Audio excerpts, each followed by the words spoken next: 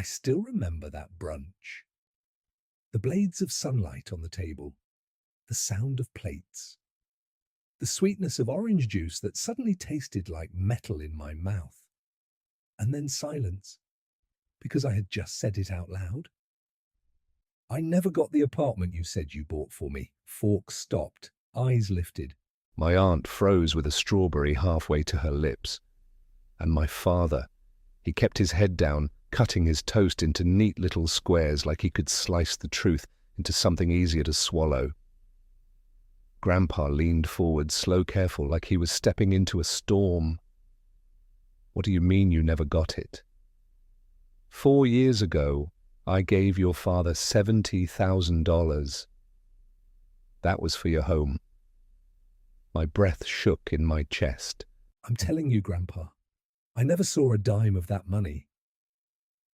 The room held its breath, and I felt something in me finally stop pretending. Rewind. 4 years. Maybe more. Back to a time when my father's voice could still make me stand straighter, when his smile could still mean pride instead of a mask. He used to say, "Son, real men don't ask for help. Real men figure it out. Real men keep going." I kept going. Through school, through nights of sketching, until my eyes burned through mornings when coffee tasted like wood and hope tasted like air. I thought I knew what building a life meant. I didn't know Grandpa had tried to lay the first brick for me. I didn't know he had trusted my father with it. Grandpa always cooked too much. That's how he loved us. With an extra plate, a second ladle of soup, a handful of grapes tucked into my bag as I left. He raised my mother alone. He helped raise me too. And when I said I wanted to design buildings, he smiled like he was looking up at something tall and honest. We had a ritual. Sundays. The two of us on his balcony. Him with tea, me with a pencil. I sketched rooftops. He sketched memories. Stories about bridges in the war, about saving for a rainy day, about how money isn't love, but it helps love keep a roof. Maybe that's why he decided to help me. Maybe he was tired of watching me scrape by sharing a room with a leaky ceiling, pretending I didn't mind the mold creeping under the paint. He told my father, not me. Sent the money, not the message. Trusted blood to carry the news. Blood doesn't always carry what you think it will. The birthday brunch that broke the shell. It started with a cake. My cousin had written my name in blue frosting. There were candles, there was laughter. The kind of laughter that hides a dozen small secrets. And Grandpa, kind as ever, raised his glass. To my grandson, may your home be warm, your work be steady, and your heart be brave. Home. The word landed like a bell, and I said it, not to ruin the day, not to create a scene, just to pull the thorn that had been stuck inside me for months. Grandpa. I never got the apartment. My mother's eyes widened. My aunt looked from me to my father and back again. The clock on the wall ticked. My father's knife squeaked against the plate. What do you mean? You never got it? Grandpa asked again, softer this time. I mean, I don't own any apartment. I never did. The quiet turned cold. The house felt bigger, like the walls had stepped back to watch. My father finally lifted his head, blinked once, and reached for water. His voice came out even. Measured, but you must have misunderstood, and we talked about options, and things were complicated. We decided to wait.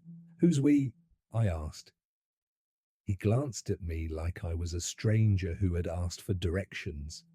The market was bad then. Everyone said it.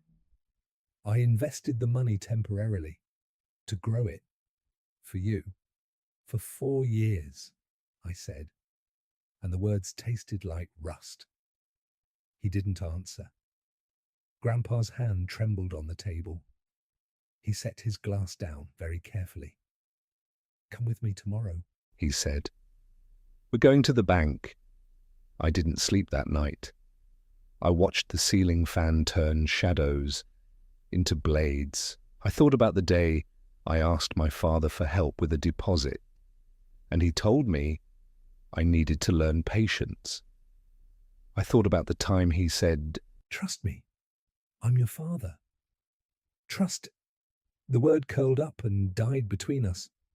I texted my mother. "Did you know about the apartment?" She replied after a long time. "I knew.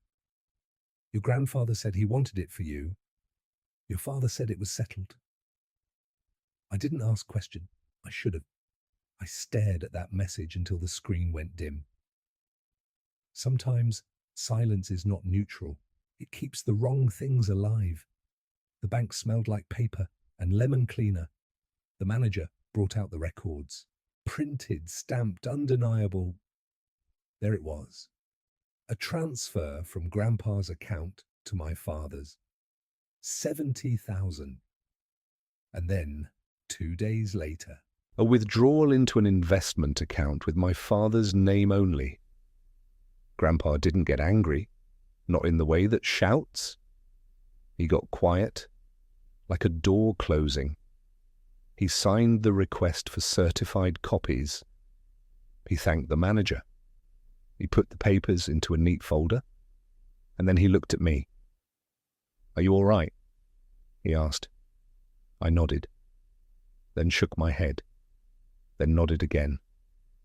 My throat hurt too much to speak. "We'll fix it," he said. "We'll fix it together." A week later, Grandpa summoned the family. Sunday brunch again. Same table, different weather in the room. He stood at the head, not with a toast this time, but with a stack of papers. "I have something to say," he began. His voice was steady. 4 years ago, I gave my son $70,000. It was for this young man's home. He rested a hand on my shoulder.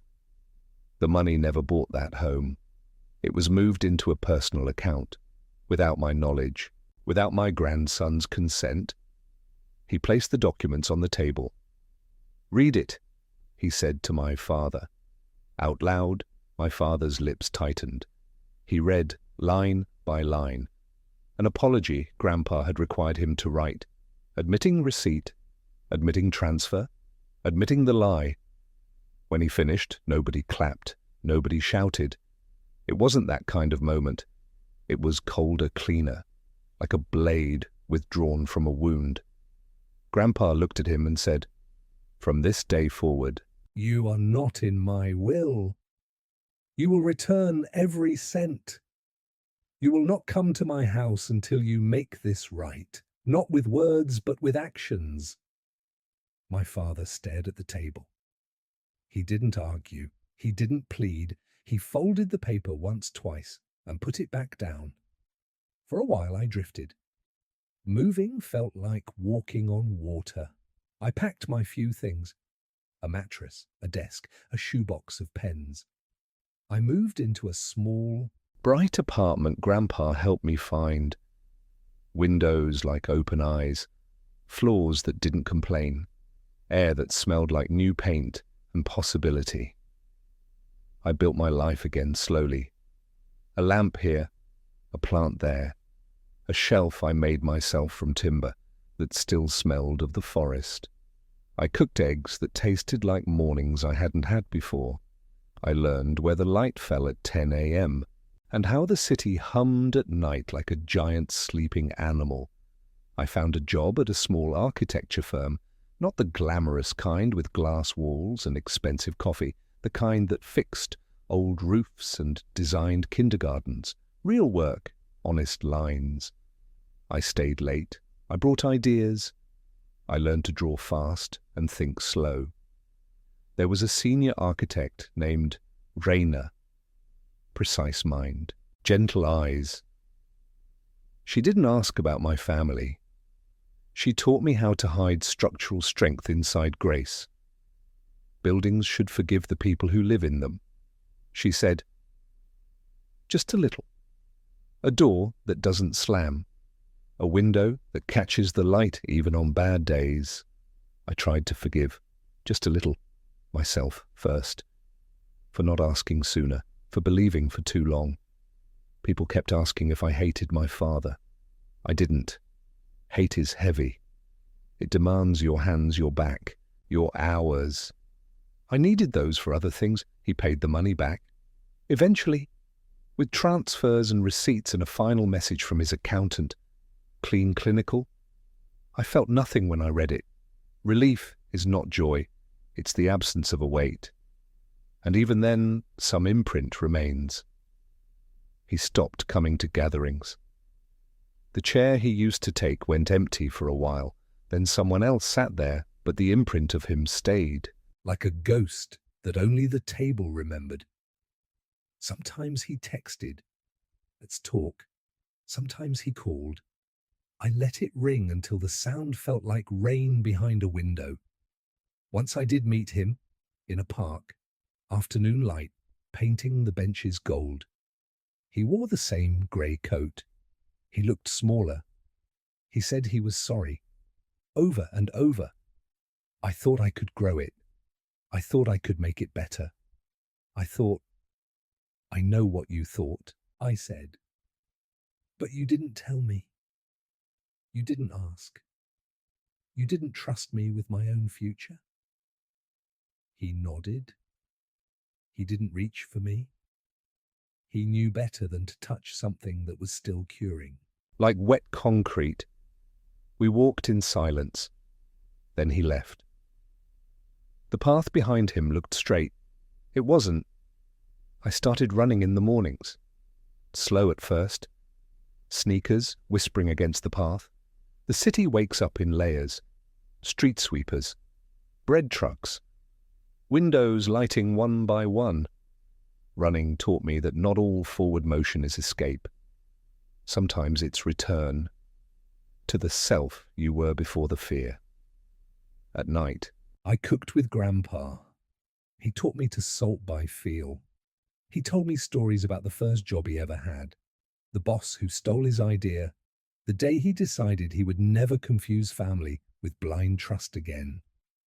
Love is not a receipt, he said, but it does keep records. We ate at his small kitchen table. 2 bowls, 1 pot, laughter, soft and warm. He didn't press me to forgive. He didn't praise me for strength. He just showed up, with tea, with soup. with silence. Work turned into a rhythm. Site visits on Tuesdays, design reviews on Fridays, a competition entry on a community library that kept me awake with excitement. Raina pushed me to make the reading rooms softer. Think of light as a comforter, she said. Think of children in winter, how the window should hold them like a hand. I think that's when I started to understand the apartment wasn't just a place. It was a promise. And when a promise breaks, you don't just lose the thing, you lose the shape of the path you were walking. So I drew a new path, slow, patient. I bought a second-hand bike. I learned the names of the neighbors' dogs. I fixed the wobble in the table with a folded napkin. I planted basil that refused to die. Then came the day I hosted my first brunch. The apartment smelled like cinnamon and coffee. I ironed a tablecloth. I stacked plates that didn't match. I opened the windows and let the city in. Grandpa arrived early, of course. With a bag of oranges and a newspaper, he would pretend to read. He walked through the rooms with a smile that started in his eyes. "It suits you," he said. "It looks like you." Family trickled in. Cousins, aunts laughed at the clack of shoes on my floor. The chair my father would have taken stayed empty. Nobody mentioned it. The absence had learned to mind its manners. We ate. We talked. We passed the bowl of strawberries. And somewhere between the coffee and the quiet, I felt something settle. A brick set, straight after a long tilt. I raised my glass to the people who show up, to the roofs that keep us, to the rooms that hold our mistakes without collapsing, to the hands that build even when they're tired. Grandpa tapped his glass against mine. To the boy who became a builder, he said, I'm a man now, but I let him call me boy. Some words are homes too. Later, After everyone left, I walked through the apartment, touching the back of a chair, the cool metal of the sink, the window frame warm from the sun. I thought about the 4 years, the lie, the truth, the cost, and the return. My phone buzzed. A message from my father. Hope the brunch went well. I'm glad you're happy. I stared at it for a long minute. Then I typed, slowly, I hope you're learning. And I put the phone face down, not to end the conversation forever, but to let it rest. There are days when the anger comes back, sudden hot, like stepping onto a sun-baked street. I let it pass. I open a window. I drink water. I remember that even the best foundations shift. You just keep adjusting. You keep checking the level. When I walk to work, I pass a building with a scar where an old staircase used to be. The new one is safer. Kinda. To the knees bathed in light. I like that scar. It tells the truth. It doesn't apologize for existing. It just says here is where we changed our minds. I used to think forgiveness was a door I had to walk through. Once. Decisive. Now I think it's a window I open and close, depending on the weather. But trust. Trust is a lock I replaced. On my desk there's a photo. Grandpa and me on the balcony years ago. My hair was too long. My smile was easy. He's pointing at the horizon like it's a blueprint. Sometimes I look at it and think we did it. Not the way we planned, not on the schedule we wanted, but we did it. I don't know if my father and I will ever be what we were. I don't know if we should, but I know this. A home is where you can tell the truth and the ceiling doesn't fall. A home is where you can fail and still be offered tea. A home is where the money means less than the hands that pass the bowl. I built mine, with help, with hurt, with wood that remembers the forest and walls that remember the echoes, and with windows that open even on days when the air is heavy. If you ask me how long it took, I'll say 4 years and a brunch. I'll say 1 bank and a folder. I'll say 100 small breakfasts and 1,000 quiet nights. I'll say Exactly as long as it needed. And if you ask me what I'd change, I'll say, not the ending. Maybe not even the beginning. Just the part where I wish I had asked sooner. Where I wish I had told the truth to a smaller table. But then we wouldn't have this one, this table, this light, this life. Sometimes Grandpa falls asleep in my armchair, head tilted, mouth open just a little. I cover him with a blanket. I wash the cups. I turn off the lights one by one. In the soft blue of evening, the apartment hums, not loud, not proud, just steady, like a heart that has learned its own rhythm. I stand at the window and watch the city blink. I touch the frame, and I whisper thank you to the boy who waited, to the man who built, to the old man who believed, even when belief got him hurt. In the morning, I'll run again. I'll make coffee. I'll head to the site where a library is becoming real. I'll draw a window that catches light for a child who doesn't yet know why that matters. And I'll come home to a place that started as a wound and turned into a room. That's my story. Not perfect, not clean, but strong where it needs to be, forgiven where it can be, And open, always open. Epilogue. A year later, Grandpa and I are on the balcony again. My Bessel is outrageous. Taking over the planter like it owns the deed. He laughs and tells me I've overwatered it. I tell him plants just like me better. My phone buzzes. A message from my father. I'm going to a meeting.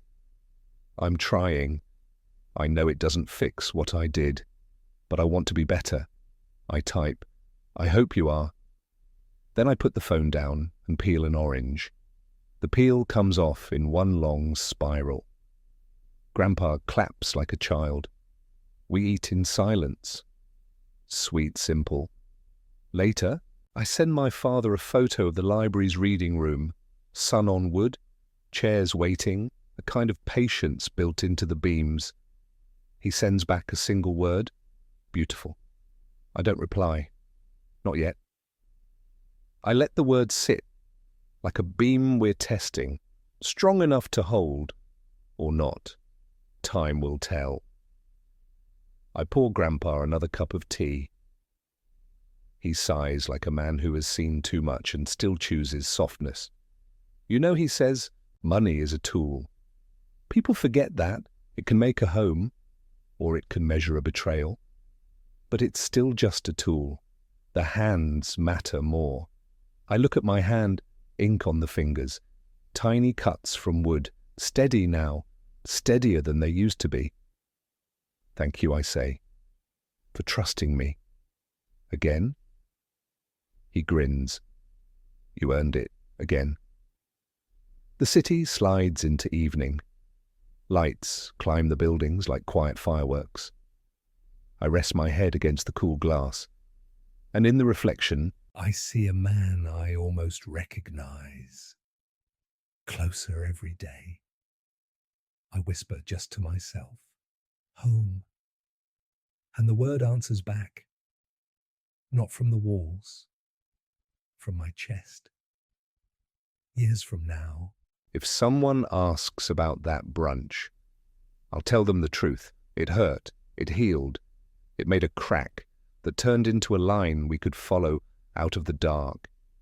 And if they ask what I learned, I'll say, ask sooner, speak sooner, save copies, keep receipts, but also keep room for the people who show up with tea and a blanket and a quiet chair, because that's a kind of wealth too.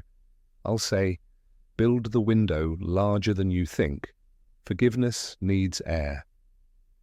And I'll say, if a promise breaks, make a new one. Not with the person who broke it necessarily, with yourself, with the morning, with the life that still wants you. I take a breath, long, steady, the kind that fills the whole house, and then I turn off the light and let the night carry what it can.